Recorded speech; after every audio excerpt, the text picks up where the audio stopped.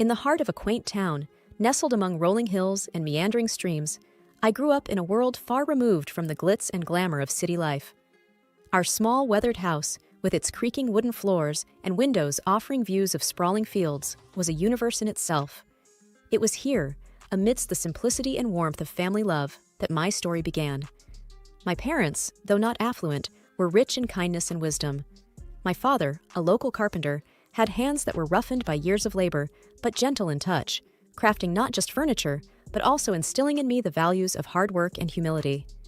My mother, a schoolteacher, filled our home with books and stories, weaving tales that sparked my imagination and nurtured my dreams. Life in our small town was unhurried and unpretentious. Neighbors greeted each other with familiarity, and community events were the highlights of our social calendar. I cherished this life, finding joy in the small pleasures, the fresh scent of earth after rain, the rustling of leaves underfoot, and the chorus of birds at dawn.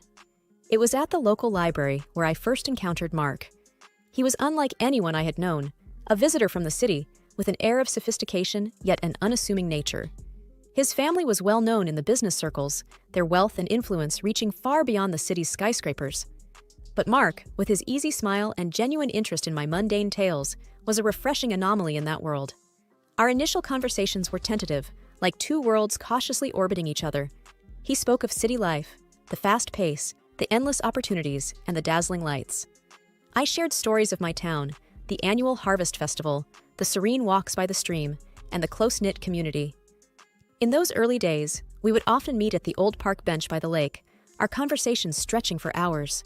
The lake, with its placid waters reflecting the changing hues of the sky, bore witness to our growing connection, an invisible thread weaving our disparate worlds into one. "Anna," Mark said to me one evening, his voice tinged with a vulnerability I had not seen before. "I have always been surrounded by people who care more about wealth and status. But with you, I found a serenity that I didn't know existed. You've shown me a different way of life, one that's genuine and full of warmth." His words stirred something deep within me. "Mark, where we come from doesn't define us. It's who we are when we're together that matters. You've brought a new perspective into my life, opening my eyes to dreams I never dared to have." As our relationship deepened, Mark confided in me about his family, particularly his mother, a woman of elegance but stringent expectations.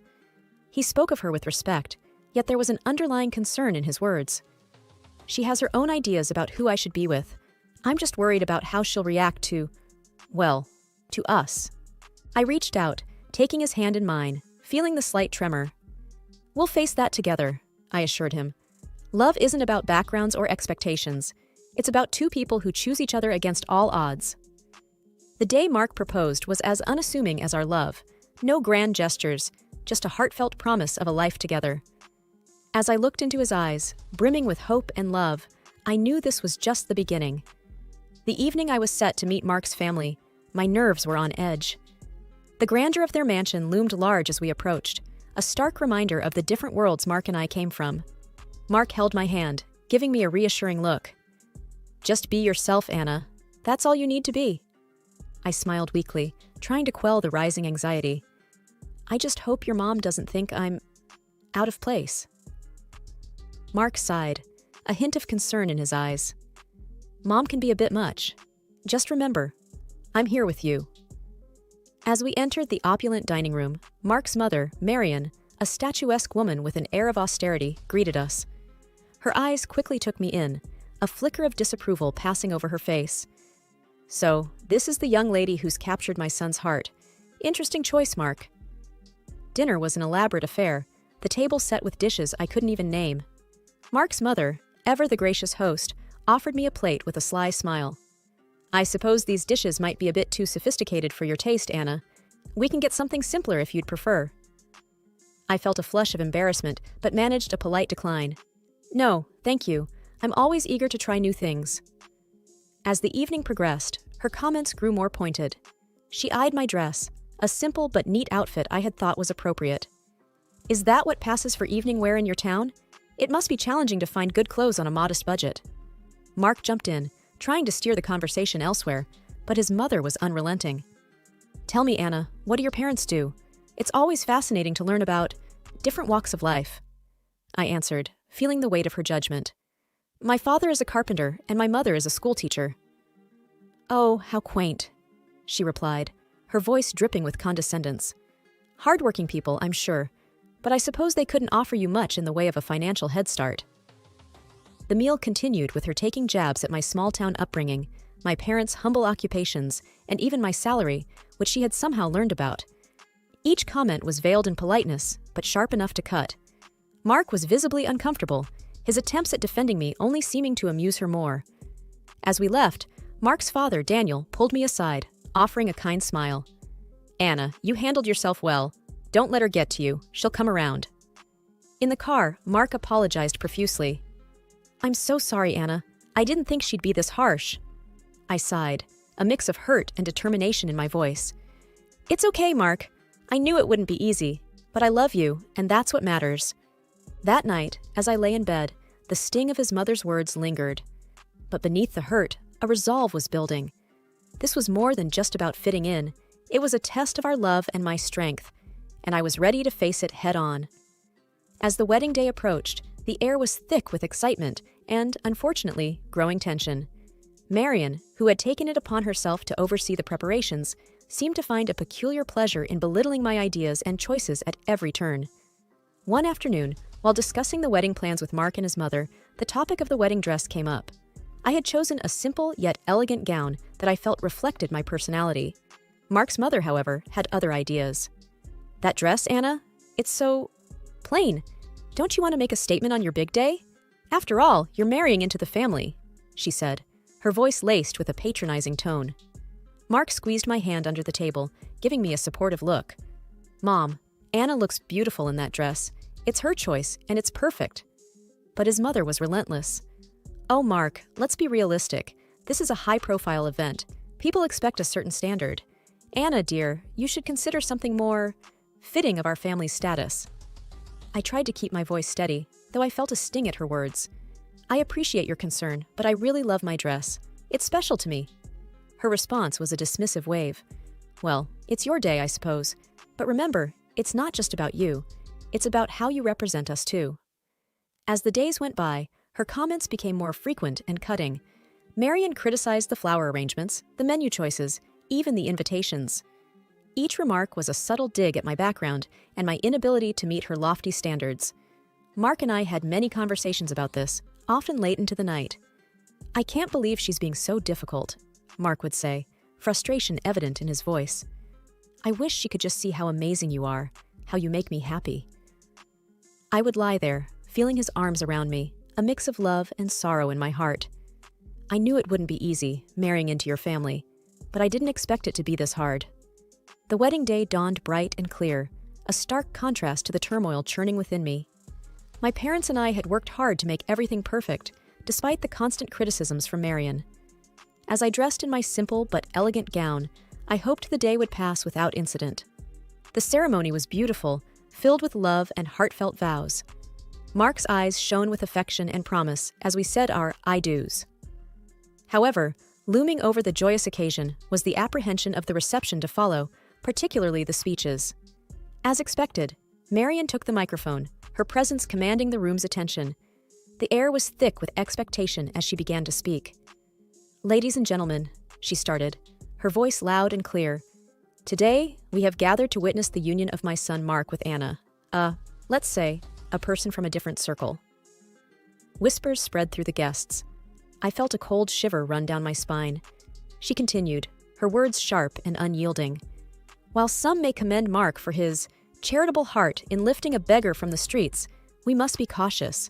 It's essential to keep our family's reputation and standards high, not let them be diluted by those who are clearly freeloaders, seeking to elevate their status by clinging to a family of higher standing." The room fell into a stunned silence. My parents looked at me, their faces a mix of shock and hurt. Mark's face was a mask of disbelief and anger. The guests, a mix of our friends and Mark's high society acquaintances, looked on uncomfortably, unsure of how to react. My heart sank, and a profound shame washed over me. Her words, so cruel in public, were more than just insults. They were a deliberate attempt to shame and belittle me in front of everyone we cared about. As she concluded her speech with a forced toast to our future, the applause was hesitant and muted. The room was enveloped in an awkward silence, the joy of the occasion marred by her venomous words. Mark stood up, his voice trembling slightly. "I'm sorry, Anna. This isn't what I wanted." His eyes were apologetic, filled with a mix of love and sorrow. I looked around at the shocked faces of our guests, feeling incredibly humiliated. The weight of her words hung heavily in the air, casting a shadow over what was supposed to be the happiest day of our lives. The atmosphere at the reception was still tense following the disparaging speech by Mark's mother, when his grandmother, Mrs. Eleanor, a figure of respect and authority in the family, requested the microphone. Her poised demeanor and serious expression immediately drew the attention of all the guests. "Good evening," she began, her voice clear and firm. "I have something important to say. Anna, you have faced unwarranted criticism today, criticism that no one deserves, especially not on their wedding day." I looked up in surprise, and Mark, beside me, appeared equally astonished. Mrs. Eleanor then turned towards Marian. "It seems we have forgotten our own past and where we come from. Let me remind everyone here, especially you, that before you were the lady of this house, you were a maid working under this very roof. It was here that you met your husband." A hush fell over the room. Mark's mother's face turned a shade paler, her eyes widening in shock and embarrassment. Mrs. Eleanor continued, her tone unyielding. "So, for a former maid to stand here and scorn someone for their humble beginnings and modest means is not only ironic, but deeply hypocritical." I could hardly believe what I was hearing. The room was engulfed in a stunned silence, every guest hanging on to Mrs. Eleanor's every word. You, who rose from poverty, should be the last person to judge or belittle another based on their background. We should be proud of Anna's integrity and strength, not deride her for it. The guests shifted uncomfortably, and whispers began to circulate. Marian sat motionless, the impact of Mrs. Eleanor's words evident on her face. In this family, we value character over wealth, kindness over status. Anna exemplifies these values, and I am proud to welcome her into our family, Mrs. Eleanor concluded, her gaze softening as she looked at me. The room erupted into applause, a stark contrast to the earlier muted response. Marian sat there, completely humbled, her earlier arrogance replaced by a visible sense of shame. To be honest, I didn't feel sorry for her. Mark whispered to me, "I never expected Grandma to stand up for us like this." I squeezed his hand, feeling a mix of relief and gratitude. "She's amazing." The rest of the evening felt lighter, the air cleared by Mrs. Eleanor's candid defense. Guests approached with warm congratulations and sincere smiles. I felt that they were all on my side. It felt damn good. As we left the reception, hand in hand, I felt a renewed sense of confidence and belonging. Mrs. Eleanor's words had shifted the dynamics, breaking the insidious plan of a cruel and not the smartest woman. The days after the wedding were heavy with an unspoken tension that hung over Mark's family like a dense fog. It all came to a head during a family meeting at Mrs. Eleanor's house, where the air was thick with expectation and apprehension. As we gathered in the grand living room, Mrs. Eleanor began without preamble, her voice firm and unwavering. "What happened at the wedding cannot be overlooked. The way you spoke to Anna, it was disgraceful." She addressed Marian directly, her eyes sharp. Mark's mother, usually so composed, looked smaller somehow, her usual confidence diminished. "Eleanor, I've already apologized to Anna," she said, her voice tinged with a hint of defiance. "It's not just about an apology," Mrs. Eleanor retorted. "Your actions reflect on this entire family. You've become accustomed to a lifestyle funded by the family's money without appreciating its value." Mark's father nodded in agreement, his expression serious. "My mother is right. You've lost sight of what's important." Mrs. Eleanor then laid out her decision, each word deliberate and clear. "I've decided to cut off the financial support you've been receiving. It's time you start contributing to this family instead of just taking. You'll need to find a job and learn to live within your means." The shock on Marian's face was evident. She turned to her husband, seeking support. "You can't agree with this? She can't just cut me off like this." But Daniel surprised her. "I stand with my mother on this. You've gone too far this time. It's for your own good." Marian's eyes filled with anger and disbelief, her usual poise crumbling under the weight of her new reality.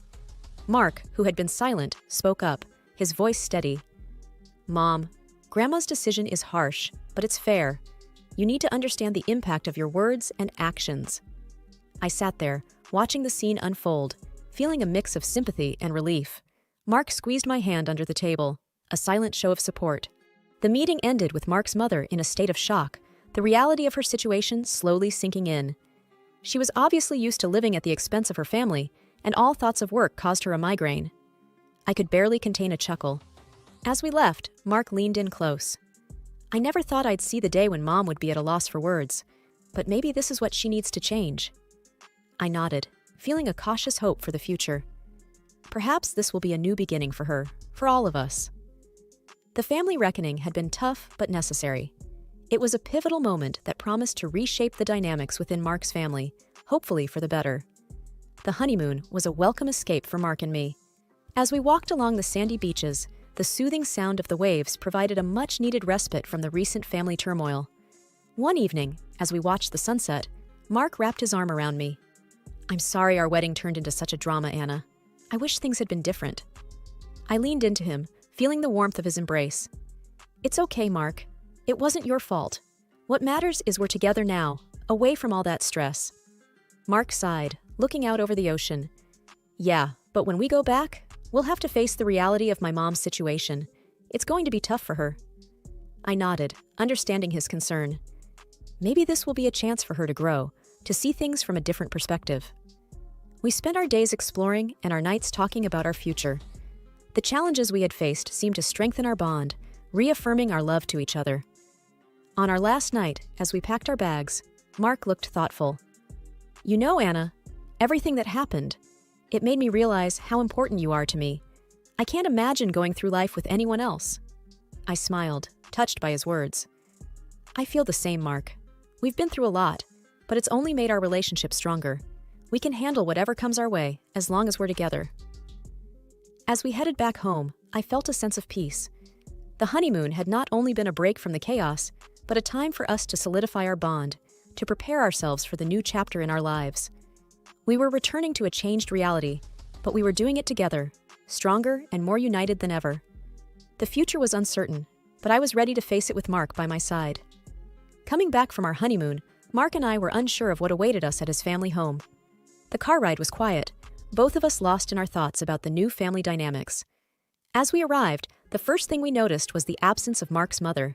Inside, we were greeted by his grandmother, Mrs. Eleanor, who wore a knowing smile. "Welcome back, you two. I suppose you're wondering about the changes here," she said, her tone light but with an undercurrent of seriousness. "Yes, where's Mom?" Mark asked, looking around. Mrs. Eleanor took a deep breath, her smile still in place. "Well, after you left, Marion caused quite a scene. Demanded that I restore her financial support. When I refused, she decided to leave. She's now living in a small apartment and, from what I hear, is looking for a job." Mark and I exchanged glances, the news sinking in. It was a drastic change from the luxurious life she was used to. "And there's more," Mrs. Eleanor continued, leaning in as if to share a secret. "Your father is considering a divorce. He's had enough of her antics. Seems like she finally pushed him too far. Well, she brought it upon herself." Mark's expression was one of shock mixed with a hint of relief. "I can't believe it. I mean, I knew things would change, but this is more than I expected." I reached out, touching his arm. "It's a lot to take in, but maybe this is for the best. A chance for everyone to start fresh, on a more honest footing." Dinner that night was an oddly serene affair. The absence of Mark's mother felt, but not in the way we had anticipated. The conversation was more open, and for the first time in a long time, it felt like there was a real sense of family. As we drove home later that evening, Mark was pensive. "I always hoped for a change, but I didn't expect it to happen like this. It's going to be a big adjustment for Mom." I nodded. "It's a tough situation, but maybe it's a necessary step for her to grow, and for your dad too, to find some peace." The ride home was reflective, both of us contemplating the new reality we were returning to. The family we left before the honeymoon was not the same one we were coming back to.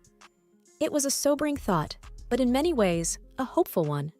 Change, though painful at times, was often the path to something better, and we were ready to face it together.